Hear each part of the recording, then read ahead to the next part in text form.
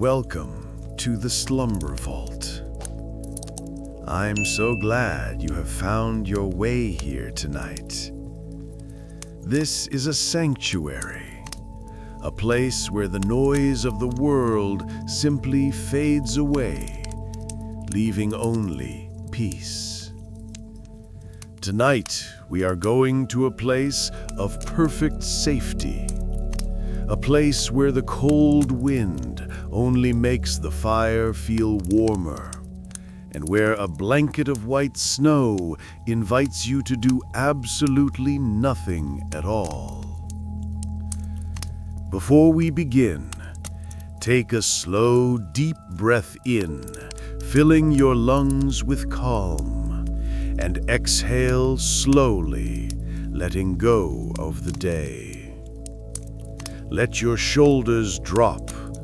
Let your jaw unclench. You are safe here.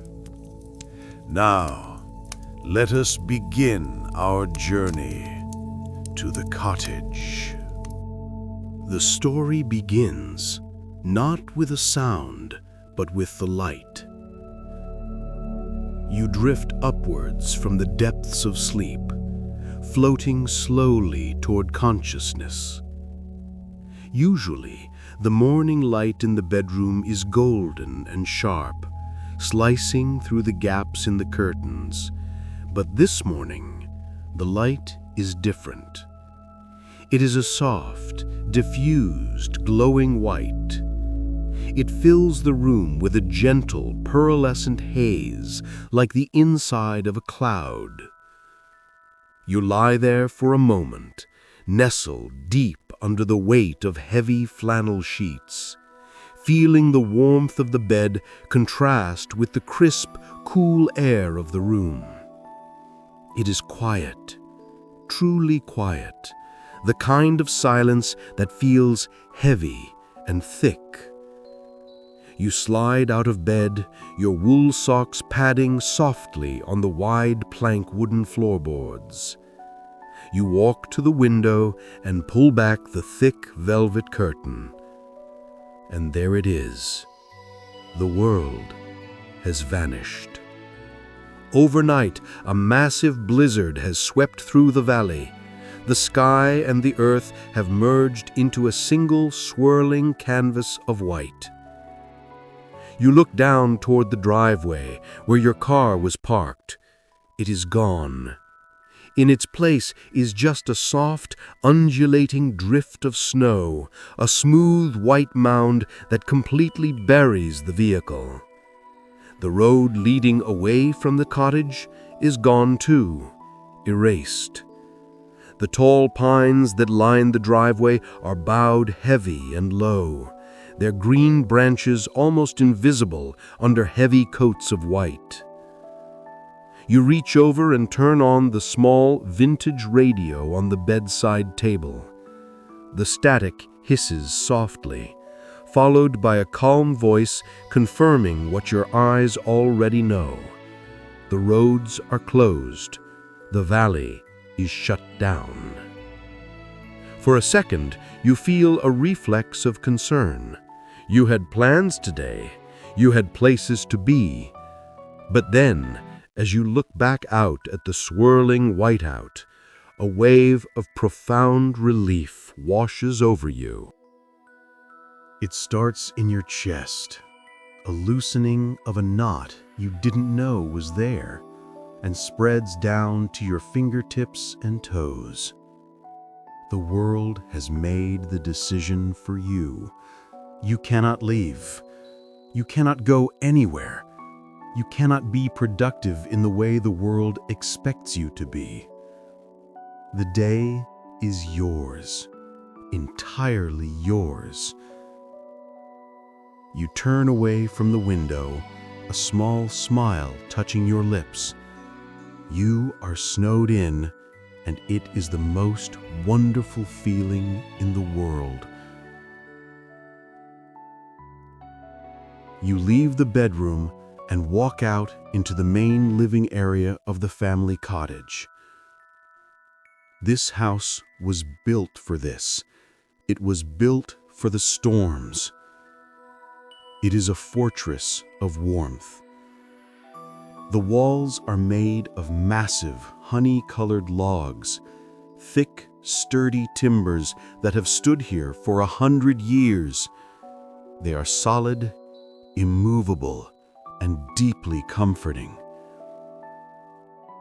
You run your hand along the rough-hewn texture of the wall, feeling the grain of the wood, the history held within the tree. Above you, heavy wooden beams span the ceiling, dark and rich against the shadows. The foundation of the cottage is river stone, gray and cool and strong. Outside, you can hear the wind. It howls and whistles, a wild, chaotic sound. It batters against the sturdy walls. It rattles the window panes just slightly. Rattle, rattle. But this sound doesn't scare you. In fact, it makes you feel even safer. The louder the wind howls, the more distinct the silence inside becomes. The chaos outside only emphasizes the order and the peace inside. You are in a cocoon, a warm wooden shell protecting you from the elements. The air in the cottage is cool, but it smells wonderful. It smells of old pine, of dried dust, of wood smoke from fires past, and the faint, sweet scent of dried apples. You make your way to the heart of the home, the massive stone fireplace. It takes up nearly the entire wall, a cavern of stone waiting to be woken up. You kneel down on the slate hearth. The stone is cold under your knees, grounding you. Next to the fireplace is the wood pile. It is stacked high, a beautiful mosaic of cut timber. You admire the stack for a moment. There is dry oak, heavy and dense, with dark, rough bark. There is birch, wrapped in its papery, thin, silvery skin, light and quick to burn. You reach out and select a piece of birch. You can feel the papery texture of the bark peeling away under your fingers. It makes a dry, crinkling sound. You place it on the iron grate. Clunk. Then a log of oak. You feel its weight, its density. It smells earthy and deep. You stack the wood carefully, creating a structure, a little home for the fire. A long pause. You strike a match. Scritch. Whoosh. The flame is small at first, a tiny dancer of orange and blue. You watch it catch the edge of the birch bark. It curls and blackens, and then snap. It bursts into a happy yellow flame. A long pause. You stay there on your knees, watching the fire grow. It is hypnotic. The flames lick upward, wrapping around the oak logs, tasting the wood. Soon the fire is roaring gently.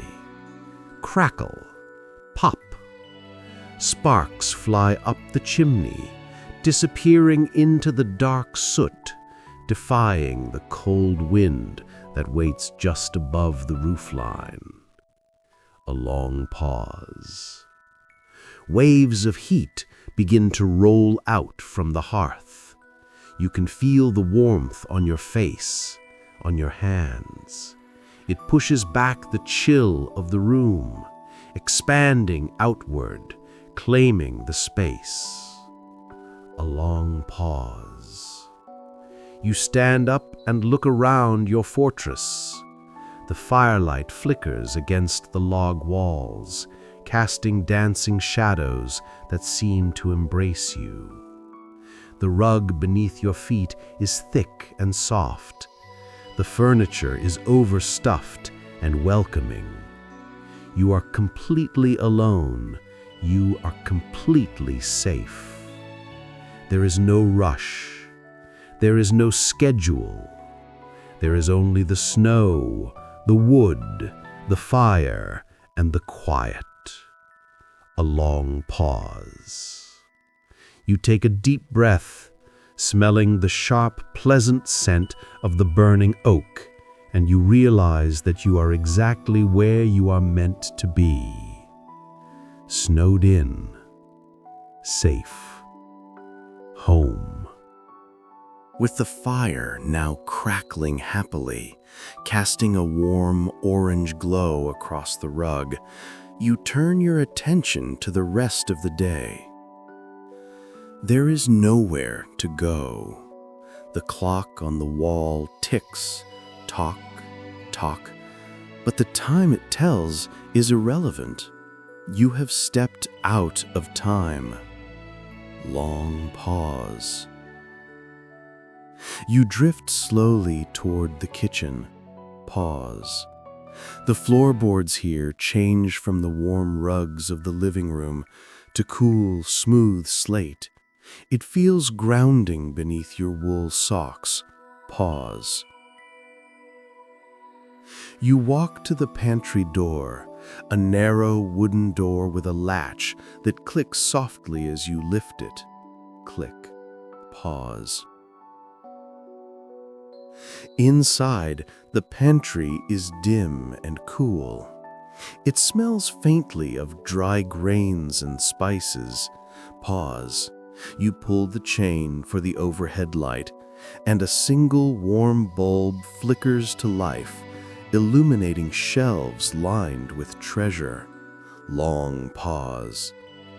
This is the pantry of abundance. Pause.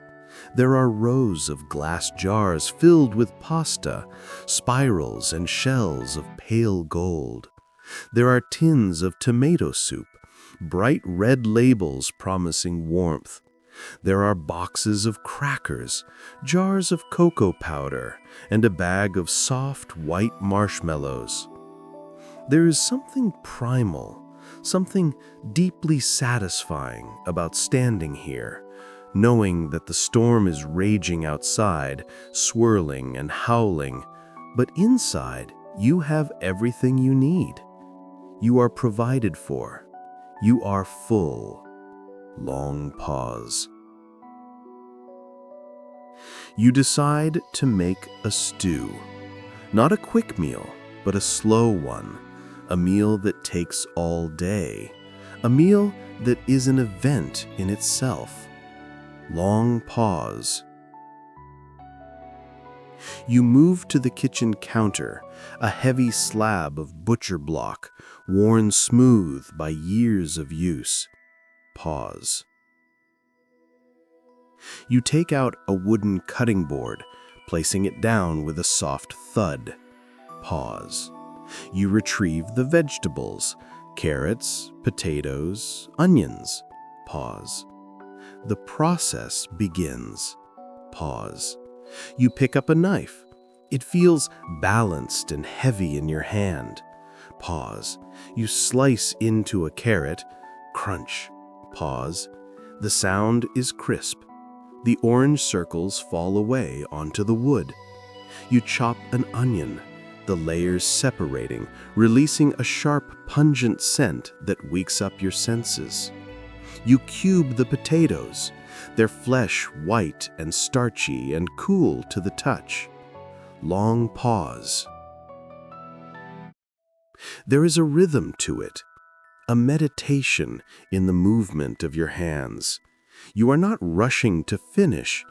You are simply... You take down the heavy cast iron pot from the hook. It is black and heavy, a vessel of alchemy. You place it on the stove and turn the dial. Click. Whoosh. A ring of blue fire appears. You add a splash of oil, watching it shimmer and glide across the black iron. Then you add the ingredients. Sizzle. The sound is a gentle hiss, a whisper of heat. You stir slowly with a wooden spoon, round and round. The vegetables soften, their colors deepening.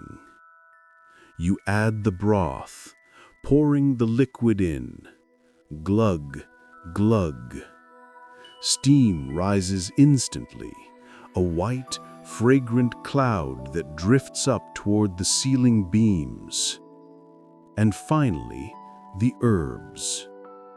You take a sprig of rosemary between your fingers. You rub it gently, releasing the oils. It smells of pine forests and fresh earth. You sprinkle it into the pot. Then, a pinch of thyme, a singular bay leaf floating like a small boat on the surface. You turn the heat down to the very lowest setting. You place the heavy lid onto the pot. Clank. The cooking is done. Now, the waiting begins. Within moments, the pot begins to simmer. Bloop, bloop. A gentle, rhythmic bubbling. The scent begins to fill the kitchen, savory, warm, and rich. It is the smell of safety. Leaving the stew to tend to itself, you wander back into the living room. The fire has settled into a steady burn. The logs are glowing red in the center, pulsing with heat. You look around for something to occupy your hands, something slow, something analog. Tucked away on a low shelf under a stack of old magazines, you spot a box. You pull it out. Dust motes dance in the shaft of light coming from the window. It is a jigsaw puzzle. 1,000 pieces. The picture on the box is of a landscape, a green valley with a stream winding through it, frozen in time. You carry the box to the large wooden coffee table in front of the fire. You clear away a few coasters, making a wide, empty space. You lift the lid of the box. Suction. And you pour the pieces out. Cascade. Rustle. Click. They tumble onto the table, a chaotic mountain of cardboard shapes. Tiny fragments of blue sky, jagged pieces of green grass, slivers of white cloud. You sit down on the floor, your back resting against the soft sofa, the table at chest height, and you begin the work. First, you must turn them over, one by one. You pick up a piece, feeling its smooth, matte finish. You flip it. You place it down. You pick up another. Flip. Place. Another. Flip. Place. There is no sound in the room except for the fire. Crackle. Pop. And the soft click of your fingernails on the table. It is mesmerizing. Your mind empties of all thoughts. There is no past. There is no future. There is only this piece and the next piece. Once they are all face up, a sea of colors, you begin the hunt for the edges. You scan the chaos for the straight lines. Your eyes move slowly, relaxed, drifting over the shapes. Ah, you whisper. You spot one, a corner piece. It has two straight edges, a perfect right angle of blue sky. You pick it up, holding it like a small jewel. You place it in the top left corner of the table, the anchor. You find another edge piece. It looks like it belongs to the sky as well. You bring it close. You test the fit. It doesn't fit. You try the other side. No. You find a third piece, a cloud. You bring it close. You align the knobs in the holes. You press down gently with your thumb. Snap. It fits. That tiny, barely audible snap of cardboard locking into place is the most satisfying sound in the world. A perfect connection. Order emerging from chaos. You continue like this for what feels like hours. You are not bored. You are entranced. You sort the pieces into piles. A pile of blue for the sky. A pile of green for the trees. A pile of gray for the mountains.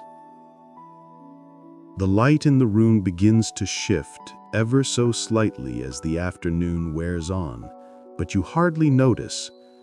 You are lost in the landscape of the puzzle. Your breathing has slowed to match the rhythm of your hands. In and out. Search and find. Click and snap. Every now and then, you pause to look at the fire. You watch a log crumble into glowing embers. You feel the warmth radiating against your skin. You smell the savory aroma of the stew drifting in from the kitchen. The rosemary and thyme now fully bloomed, wrapping the house in a savory hug. You realize you haven't looked at a clock in hours. You haven't thought about your phone. You haven't worried about the snow. You are simply here, present, existing in a state of quiet, gentle focus. You pick up another piece, a jagged swirling of white.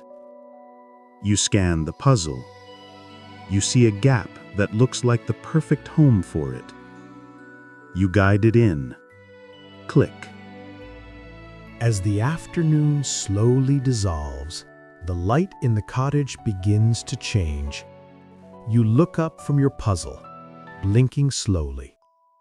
The bright, diffused white light of the day is fading, retreating back into the sky, leaving behind something softer, something deeper. The blue hour has arrived. The air in the room feels thicker now, cozier. The fire has burned down to a bed of pulsing garnet-red coals, radiating a steady, sleepy heat. You stand up slowly, stretching your arms, your joints popping softly in the quiet room. You feel a gentle heaviness in your limbs, the good, sweet heaviness of a day spent doing nothing but resting. You walk to the kitchen one last time before evening fully sets in. On the stove, a small pot of apple cider has been warming gently beside the stew. You lift the lid and a cloud of steam rises, carrying the scent of cinnamon sticks, cloves, and sweet orchard apples. You ladle the amber liquid into a thick ceramic mug. The mug is heavy, and the heat from the cider warms the clay instantly, seeping into your palms as you cup it with both hands. Holding the warm mug close to your chest, you walk to the large bay window in the living room. You stand there, and you watch. Outside, the world has turned a deep, bruised blue, the color of deep water, the color of twilight. The snow is still falling, but the wind has changed. It is no longer howling. It is no longer rushing. Instead, the snow falls in thick, heavy flakes. They swirl gently, spiraling down through the blue air like feathers, landing softly on the already deep drifts. You watch the snow pile up against the bottom of the window pane, inch by inch. It is rising, slowly burying the bottom of the glass. It feels as though the house is being tucked in. Nature is wrapping a heavy white blanket around the foundation, sealing the gaps, hugging the cottage tight. This wall of snow acts as insulation, keeping the warmth in, keeping the world out.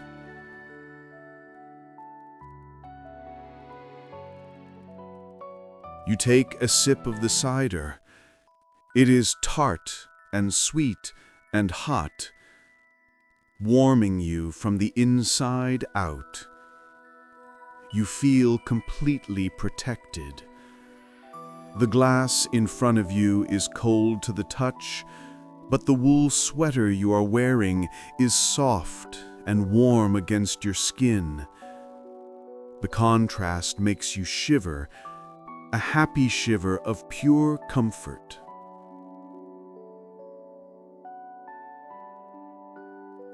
As you watch, the blue outside deepens, turning to indigo, and then, finally, to velvet black.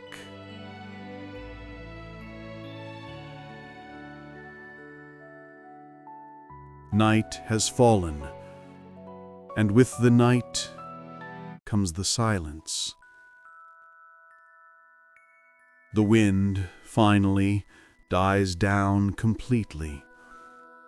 The storm has settled, and a heavy, muffled hush descends over the valley.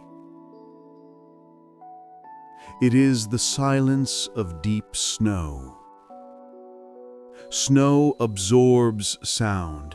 It drinks up the noise of the world.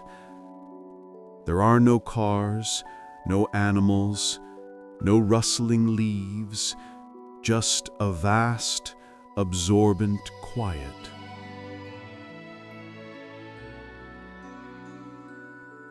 The cottage feels disconnected from the earth now, a floating island of warmth in a sea of white and black. You are 1,000,000 miles away from everything. You turn away from the window, facing the living room. It is dark now, save for the red glow of the embers. You decide not to turn on the electric lamps.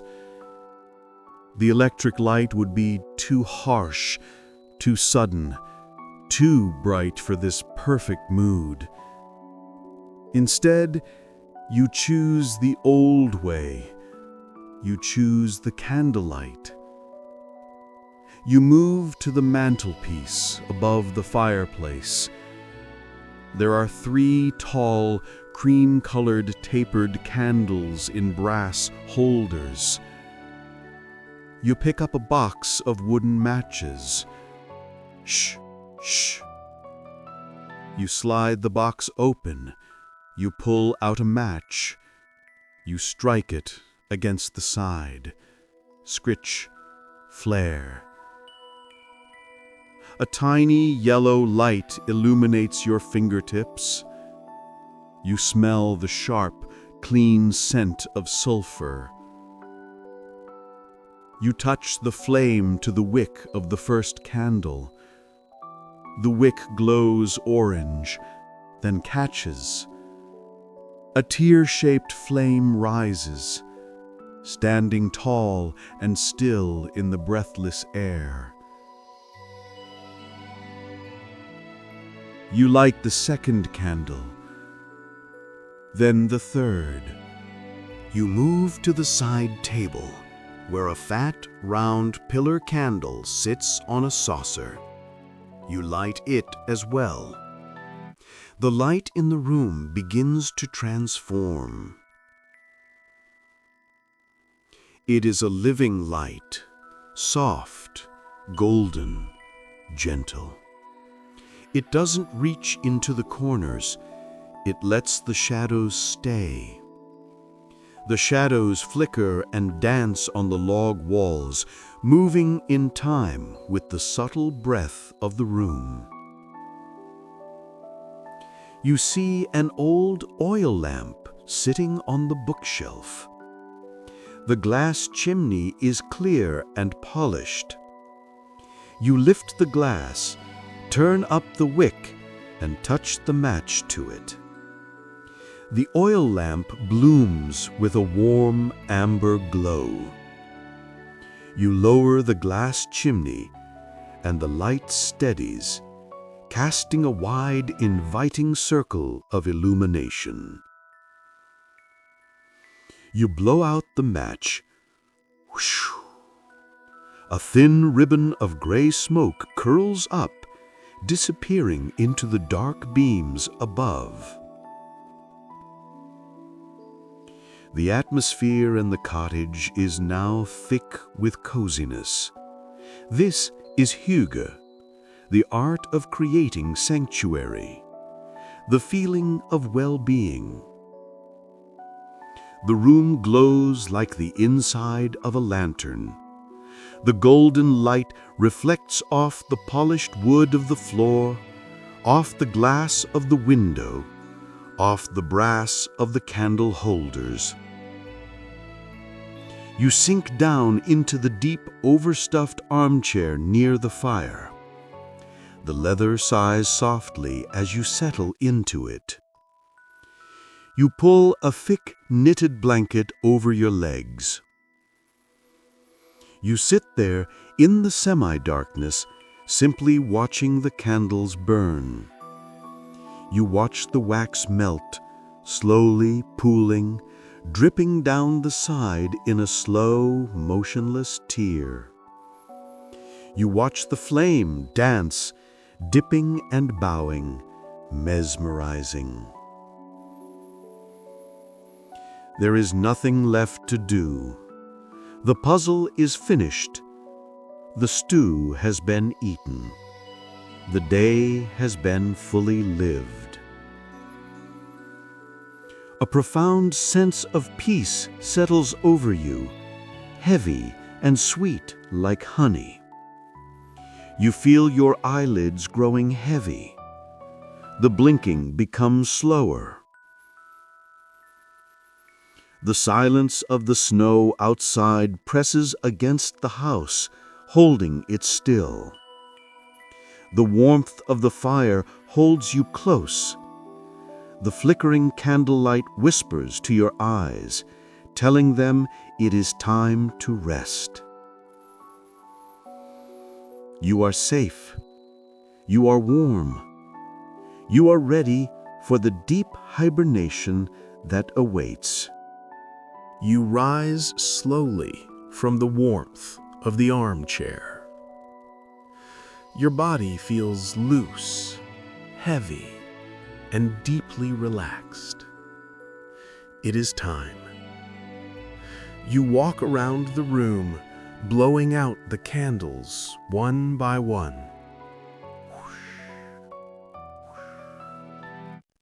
With each flame that vanishes, the room dips further into a velvety darkness, until only the faint, dying glow of the fireplace embers remains, casting a dull red light on the floor. You turn and walk toward the staircase, the wooden steps creaking softly under your weight, a familiar, comforting sound that says, "The house is resting too." You climb up toward the bedroom tucked away under the eaves of the roof. You open the door. Click. The air in the bedroom is crisp. It is much cooler here than downstairs. It is the kind of clean, cold air that makes you want to burrow deep. The room is shadowed, illuminated only by the pale, ghostly light of the snow outside reflecting through the small window. The ceiling slopes down low, creating a cozy, tent-like feeling. You see your bed. It is not just a bed, it is a nest, a mountain of comfort waiting just for you. You pull back the layers. Whoosh. First, the sheets. Thick, soft, brushed cotton flannel in a plaid pattern. Then, a fluffy down comforter, lofty and cloud-like. And finally, on top, a heavy, hand-stitched patchwork quilt. You slide into the bed. The flannel sheets feel cool for a fleeting second, and then your body heat warms them instantly. You pull the covers up, higher, higher, until they are tucked right up under your chin. You are buried. You are under a mountain of warmth. The weight of the heavy quilt presses down on you, gently, grounding you, holding you still. You wiggle your toes, feeling them warm up in the cocoon you have created. The only part of you exposed to the cool room air is the tip of your nose, and it feels wonderful. You lie there in the absolute dark. You listen. Above your head, on the roof, you hear a soft, muffled shifting sound. Shh. It is the snow settling. It is the sound of the cottage being hugged by the winter. You realize, with a deep sense of contentment, that you are in hibernation, just like the bears in their caves, just like the seeds sleeping deep in the frozen earth. You are snowed in. The roads are closed. The world has stopped. There is no alarm clock set for tomorrow. There is nowhere you need to be. You let your eyes close. You visualize the snow outside, piling up, flake by flake, against the walls, softly, silently, protecting you. You are drifting now, drifting away from the cottage, drifting into the deep, white silence. Sleep now. Deep, restorative sleep. Good night.